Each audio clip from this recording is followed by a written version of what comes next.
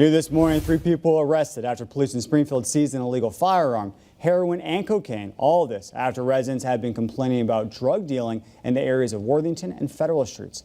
On Tuesday, police put that area under surveillance, and that is when they saw a drug deal on Worthington Street. A suspect, Giovanni Aguilar, got into a car and was seen making a drug deal.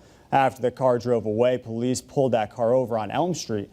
The driver, Daisy Boccaccia, had crack cocaine in her purse and was placed under arrest. At the same time, detectives continued to watch Aguilar and saw him make an additional suspected drug deal.